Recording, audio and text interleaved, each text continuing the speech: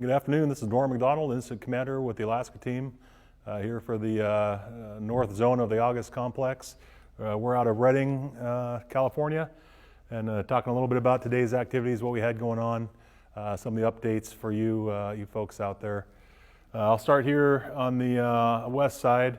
Had a lot of our activity in here today. Last night we did some firing operations. We're able to get aircraft in there today, which is helicopters and air tankers, and do some good work in here to back up that firing we did last night and today. So that was that's been going through today and probably late through this afternoon and evening. There'll be aircraft working in there while we have clean air. So that's a major win for us. Anytime we get an opportunity to use those aircraft, that definitely helps us out. And there has not been a lot of opportunities for that with the smoke and conditions we've had over the last last few weeks actually. Moving around to the north end. We've put a lot of energy into a piece of indirect line in between what we're calling this major spot here in Highway 36. That includes dozers and heavy equipment and some crews working in there to improve some hand line. Really our intent there is to try to keep that fire from impacting 36.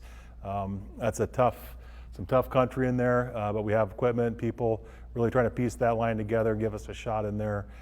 So we'll see how the weather cooperates with us the next couple of days and get that completed.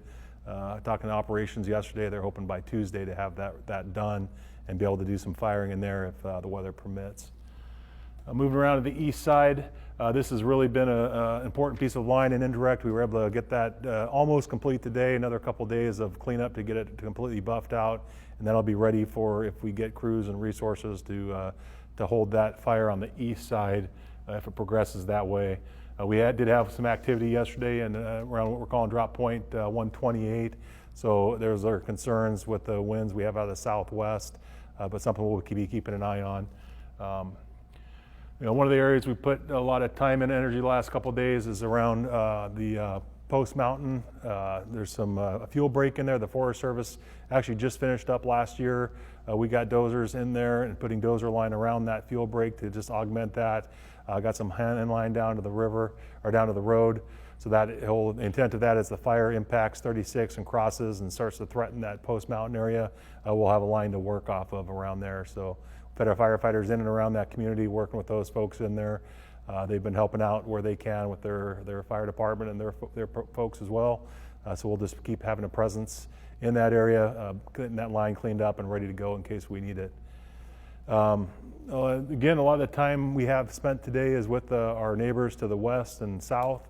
We look at some of these strategic pictures, these long-term planning for this incident.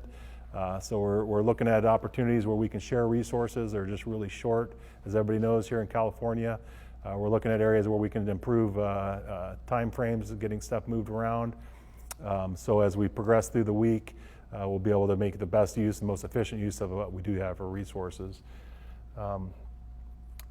Really, I think last couple of days we've made some really good progress. A lot of hard work going in there. We've had crews which we had not had, or Cal 5 has not had over the last couple of weeks. So we were able to get 4 crews in yesterday. They're doing some really good work for us, and that's where we're able to do that burning around that Ruth area. I know there's been some questions about drop point 128, which is a snow gap. We've had folks in there. We're not able to fly it today. It's been really smoky and really soupy in there. We've had people in there looking around. We'll continue to get a presence in there throughout the day and tonight, but really have not been able to get eyes on that from the air. That's something we're aware of. People have concerns in there. There's people on the structures in there, but as far as getting a lot of work done with the aviation, that just has not been possible today. But we'll keep at it, keep looking at opportunities to improve that line around there and keep protecting those structures. Alrighty, and I think we'll close it out with that. One of the ways you can get information, we'll do another public meeting tomorrow. That's Tuesday evening, that's 19:30. It'll be on both Shasta-Trinity and Six Rivers websites or Facebook sites. We'll have Kale and Sam there leading that, and we'll have some of our operations folks, fire behavior, weather, get you up-to-date information with what this fire's looking at tomorrow and then also for the next couple of days. So we'll try to continue that and get you as much information as we can. Thanks.